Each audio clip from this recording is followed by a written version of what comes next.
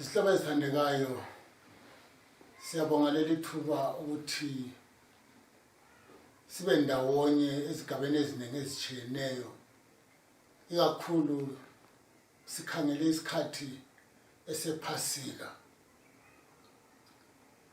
Ngiyafisa ukuthi kule inkonzo isindawonye labo abasilandela ku Facebook ngoba kuhle ukuthi usitshele ukuthi usilandela ungaphi, singakuthokozela khona lokho kakhulu, kuyasisiza. Sibonga labanye basilalela ngezinye izindlela lengatsha ezikhona. Siwona lo msakazo ngethuba elikhulu umhlaba phose wonke nxa kukhulunywa ngephasika. Kuyini iphasika? Kutshoni iminyaka ngeminyaka kuyavela kuyakhulunywa la ngephasika. Lithuba ke lihle ngikhethe ukuthi balalela abathandekayo lani lonke elibukeleyo sike sifake imicabango yethu ndawonye. Ngizaba lentshumayelo ezintathu. Namhla ngikhuluma ngephasika. Kuyini iphasika, litshoni iphasika? Elandelayo sizakhuluma ngokuhlupheka lokufa lokungcwatshwa kukaJesu. Yesithathu intshumayelo yami ikhuluma ngokuvuka kukaJesu kwabafileyo. Umbuzo uthi uJesu wavuka kwabafileyo na? uJesu wavuka kwabafileyo na? Iyo le intshumayelo yami yesithathu engizakhuluma ngayo. Mbukeli lawe mlaleli othandekayo. Sibeleke emva sikhulume ngaleli thuba khathesi ngephasika. Nxa sikhangela eBhayibhelini encwadini kaExodus, ngifuna sikhangele ivesi elesikhombisa, kanti la kuchapter 12 sizathinta amanye amavesi khona. Exodus chapter 3 verse lika 7. Kwase sithi uJehova, ngibonile lokubona ukuhlupheka kwabantu bami baseGibhithe. Ngizwile ukukhala kwabo ngenxa yabacindezeli babo, ngokuba ngiyazazi insizi zabo. Ivesi lika 8. Ngehle ukuba ngibophule esandleni sabaseGibhithe, ngibakhuphule kulelo lizwe, ngibayise ezweni elihle lilamanzi elibanzi, izwe elicicima ubisi nenyosi, indawo yamaKhenani namaHethi nama-Amori namaPherizi namaHavithi neyamaJebusi.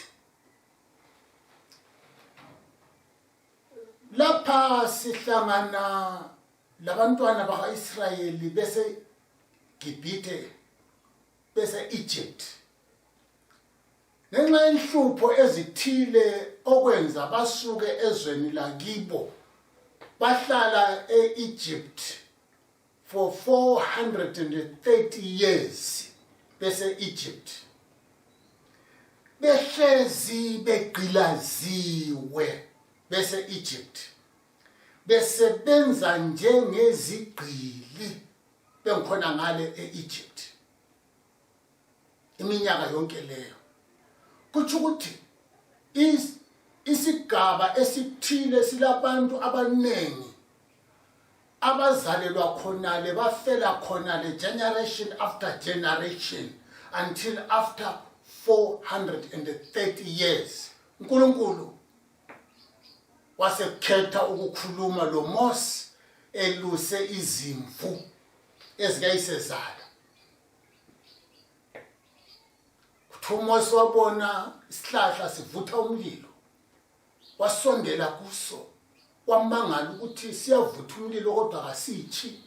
Ethi uyasondela, ilizwi likaNkulunkulu laphuma lathi, ungasondeli lapha, khupha izicathulo zakho ngoba indawo le okuyo ingcwele. wasekhuluma ke lamazwi eswabalileyo uNkulunkulu kuMose lapha esithi uJehova ngibonile lokubona ukuhlupheka kwabantu bami ngabantu bakaNkulunkulu ama-Israelites baseGibhithe bahlupheka 430 years beqilaziwe bonke kusobala ukuthi abasibo bantu abazalelwa ezweni uNkulunkulu ayabathembise lona ngoba 430 abonke abaphumayo khona le bafa belokho beseGibhithe bayezwa bayatshelwa imbali iqhubeka iphoselwana isizukulwane lesizukulwane ukuthi thina sisomaGibhithe thina singabantu bakaNkulunkulu abakhethwe nguNkulunkulu ama-Israelites behlupheka benjalo uNkulunkulu uthi yena ngibonile lokubona ukuhlupheka kwabantu bami ngiyawathanda lamazwi ngeyo awokuqala aphakanyiswayo uNkulunkulu uthi ngibonile ukuhlupheka kwabantu bami hlobo mothandekayo uNkulunkulu uyabona lokuhlupheka kwakho uyabona lentokozo yakho uNkulunkulu uyabona ungaba phakathi kohlupho olukhulu ucabanga ukuthi ngakho okubonayo hlobo mothandekayo thanda ukutshela ukuthi uJehova wamabandla ophila uze ngunaphakade okhona omi ngazo zonke izikhathi ekhona uyabona ukuhlupheka kwakho nxa ungahluphekileyo ungacabanga ukuthi ngakho waziyo ngenhlupho zakho ukhona owaziyo nguJehova uNkulunkulu uNkulunkulu kafuni ukuthi abantu bakhe bahlupheke loba ngasiphi isizathu sonke singabantu bakaNkulunkulu kodwa kukhona ukukhathazeka lokuhlupheka esingena kukho ngezinye izikhathi futhi kusenziwa ngabanye abantu zikhona inhlanganiso lezingatsha ezithile phosa umhlaba wonke lapha lalaphana ezifaka uchuku lokuhlupheka phakathi kwabantu uJehova uNkulunkulu kakufuni khona lokho yikho kwamenza wehla emazulwini wakhuluma loMose loAaron wathi ngibonile ukuhlupheka kwabantu bami hlobo mothandekayo lawe uNkulunkulu ukuhlupheka kwakho uyakwazi ungacabanga ukuthi ukukhohliwe kakuboni kakwazi uyakwazi lokwakho ukuhlupheka okwesibili uthi yena ngizwile futhi lokukhala kwabantu bami nxa siphakathi kwenhlupho kuliqiniso kuba khona ukukhala lelo lizwi lokukhala kwakho uNkulunkulu uyalizwa umuntu nxa ekhala uyabetshengisa ukuthi uzwa ubuhlungu bungaba senyameni kumbe kube ngaphakathi komphefumulo wakhe lokho kukhala lakho uNkulunkulu uyakuzwa ungathi usukhale iminyaka leminyaka kungalamuntu olizwayo ilizwi lakho kodwa ntando ukutshela ukuthi uJehova uNkulunkulu ilizwi lakho lokukhala uyalizwa futhi ma ukhala kuye uyezwa okwesithathu uthi futhi ngiyazazi lensizi zabo insizi zabantu bami uNkulunkulu uyazazi insizi abantu abahlangana lazo uyazazi insizi uNkulunkulu ezikhona ngaphakathi kwabantu wena ungathi lokhu ngokwami ngedwa akulala muntu engingamtshela kodwa uthi ngikutshele hlobo wami othandekayo uJehova uNkulunkulu insizi zakho uyazazi lalapho chika khona uJehova uNkulunkulu insizi zakho lokukhala kwakho lokuhlupheka kwakho uyakwazi. Kancinyane ngeke ngiphinde ngithinte zona lezi zinto uNkulunkulu okhuluma ngazo imvama yibuhlungu obubiswa ngabanye abantu phezu kwabanye abantu umhlaba jikelele ungaka. Kulabanye abazibona bengabantu kwedlula abanye abantu bese bekhahlameza bacindezele futhi abanye abantu ngezinye zezinto uNkulunkulu azizondayo. Wase sithi ke uJehova uNkulunkulu kuAaron loMose, sengizile ukuze khulula abantu bami. Funa bakhululwe baphume kulobu buzima.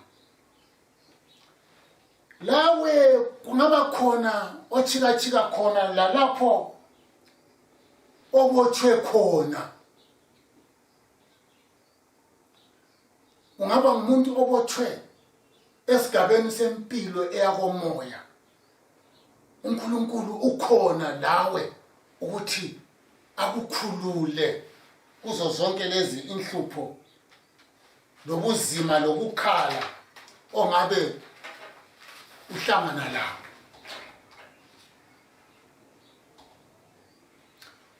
uNkulunkulu sekhulumile kuMose noAaron base behamba besiyakhuluma lomcindezelo wokucina uFaro.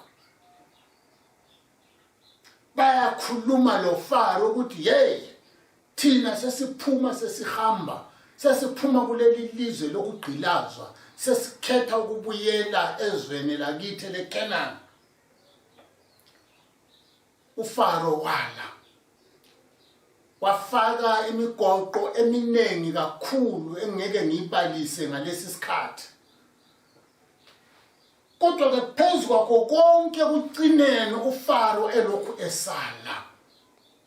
uNkulunkulu wasekhuluma loAaron loMose futhi ukuthi tshela imuli yako-Israyeli ngamunye ukuthi babambe izinyane balihlole izinyane lingalasici elipheleleyo elingalamkhaza loba ngelemvu loba ngelembuzi ntambama imuli ngemuli ibe lezinyane lihlabileyo bese kuthathwa igazi kunindwe emgubazini yendlu.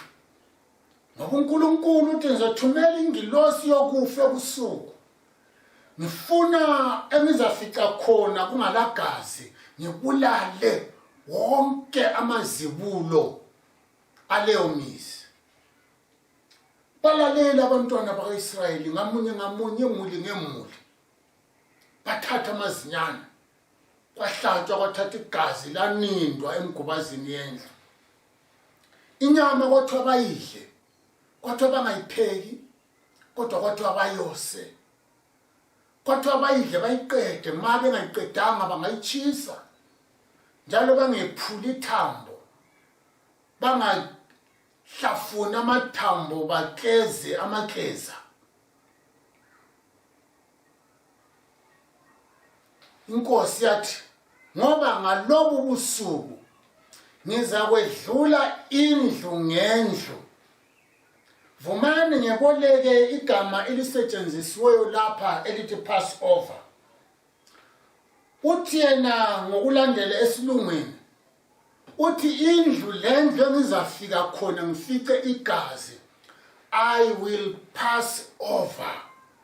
Ngizayedlula leyo ndlu soze ukufa kungene kuleyo ndlu. Kulapho leli gama elisuka khona ke engifisa ukuthi sikubambe khona lokho ngoba kuqhakathekile kakhulu. Uthi I will pass over. Beza ubusuku. Phakathi kobusuku yezingilosi yokufa yangena izindlu ngezindlu. Nxa ifika emzini ubaba nxa elizibulo wayesifa, umama nxa elizibulo esifa, belomntwana oyedwa lizibulo esifa. lesibayeni inkomo ezingamazibulo zafa. Kwathi kuyesa kwaba lesililo esikhulu eGibhithe. Wayengekho owayesenelisa ukuyakhalela omunye ngoba kwakufiwe indawana yonke kuyisililo ngoba ingilosi yokufa ifikile kuzo zonke izindlu lapho yafica kungalagazi khona linindiwe emgubazini yendlu.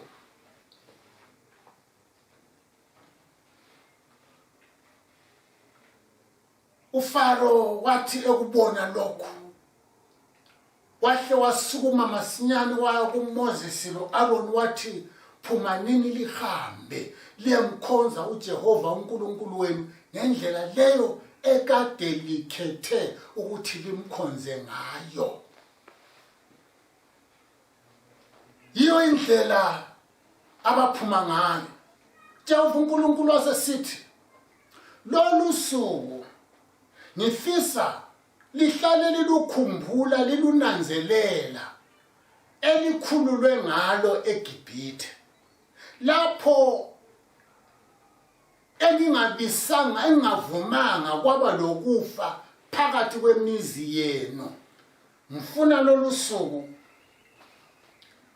lilukhumbule iminyaka ngeminyaka ukuze lingalibali lokhu uNkulunkulu uJehova alenzele khona ngokulikhulula eGibhithe. Kuyikho ke kuze kube la namhlanje uIsrayeli wonke ngesikhathi sisona lezi sikhuluma ngePhasika uyadidizela uyachika laye uyakhumbula usuku uJehova uNkulunkulu akhulula ngayo uIsrayeli eGibhithe. Ungakhangela encwadini kaMatthew chapter 26 verse lesibili. uJesu yakhuluma labafundi bakhe uthi liyakwazi ukuthi ngemva kwensuku ezimbili kuza kuba lomkhosi wePhasika. uJesu umkhosi wePhasika laye wawuphakamisa ngesikhathi echumayela efundisa elabafundi bakhe. Wayethatha ithuba elokuthi ahlangane labafundi bakhe bathakazelele bacaba ngemuva ngalokhu uNkulunkulu akwenzele uIsrayeli. Encwadini kaMatthew chapter 26 verse lesibili kulapho uJesu usekhuluma labafundi bakhe uthi liyakwazi ukuthi ngemva kwensuku ezimbili usuku lwePhasika luzafika. Lusuku lwalulungiselelwe uthi khonapho ke indodana yomuntu izanikelwa. Lencwadi ekaMarko chapter 14 verse lokuqala layo futhi ikhuluma ngento efanayo. Lencwadi kaJohane chapter 13 layo futhi yakhuluma ngoKristu ekudili lomkhosi wePhasika. Kulapho uJesu asukuma khona wahamba waya eJerusalema. Lapho abafika bambamba khona bamkhahlameza khona babethesa icala khona bambulala khona. Thina amaKristu namhlanje nxa sikhangela iPhasika sithi kusukela eGibhithe lemva kwakungumfuziselo okaKristu Jesu owaye eza kuba ngumhlatshelo wezono zeswe.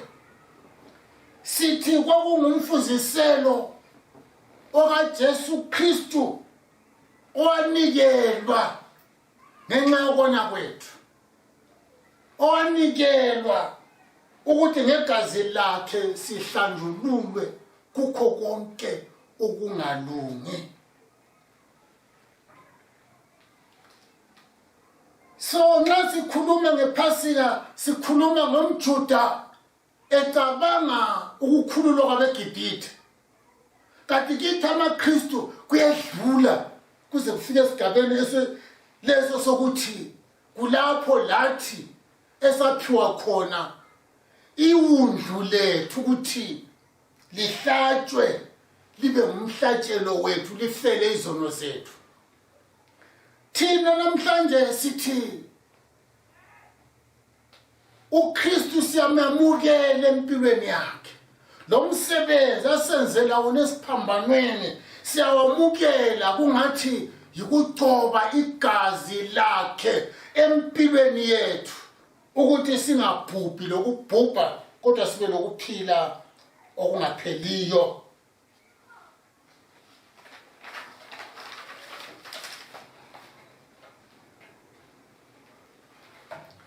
uKristu asenzela khona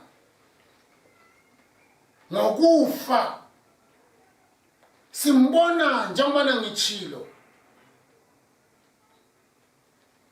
umfuziselo usukele eGibhithe owezinyana. Namhla kusaswelakala ukuthi sibambe izinkomo, izimbuzi, izinkukhu sidinga igazi ngoba igazi elikaKristu lachithwa kanye kwanela. Asisasweli igazi lezimvu lezinkunzi ngoba likaKristu lichithiwe kubo bonke abamamukelayo. Ubapha amandla okuvikeleka ekukhahlamezekeni empilweni eyesono. Mhlobo wami othandekayo, angikwazi ukuthi ukhona yini obona ukuhlupheka kwakho. Uyamazi yini othi angabona ukuhlupheka kwakho azihluphe ngakho na? Ulaye yini olaleleyo ozwa ukukhala kwakho na? Banengi abantu besizwa amazwi abantu bekhala bangabile ndaba. Ngaba lezi hlobo zakho ziyakwazi ukukhala kwakho emini lebusuku azilandaba lokukhala kwakho. Kodwa namhlanje ngikuthembisa kulo othangezwa izwi lakho elokukhala lokuhlupheka lensizi uyama alalele asondele abe lusizo empilweni yakho. Uthi phoselanini kimi insizi zenu lezinhlupho zenu zonke ngoba mina ngiyalinakekela. uKristu uzile ukuthi abe nguye osithwalela imithwalo yesono sethu. uKristu uzile ukuthi asibuyisele ubudlelwano bethu loNkulunkulu bube buhle singabi lobutha loNkulunkulu. Konke khona lokho kwavela ngesikhathi esePhasika. Namhla sikhuluma ngePhasika ukuthi sikumkhosi wePhasika. Kuwe umkhosi lo utshone, kuwe umkhosi lo ukwenzelani? Uthatha njengembali mahlayana nje. Kodwa mhlobo wami othandekayo, xa ungaphakamisela ubuso bakho kuKristu Jesu uza kubona, uza kuzwa lokukhala kwakho, kanti lensizi zakho uyazazi. Uba lusizo lethemba lakho empilweni yakhathesi kuze kube lasempilweni engunaphakade ezayo. uNkulunkulu omsa akakubusise, uNkulunkulu omsa akasibusise sonke seyame kuleli themba lakulo umsebenzi omkhulu esiuphiweyo ngePhasika uKristu asiphe lona. Masikhuleke. uNkulunkulu wami omuhle, Jehova engcwele, siyakubonga ngomsebenzi osenzele wona wenkululeko. Wamkhulula uIsrayeli eGibhithe, wakhululeka Jehova omhle. Nathi ungasikhulula lasekugqilazweni ngomubi uSathane.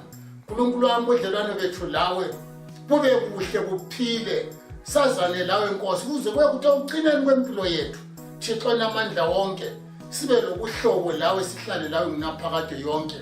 Ngaye wasifela esiphambanweni uJesu Kristu ngiyakhuleka. Amen. sinomhlobo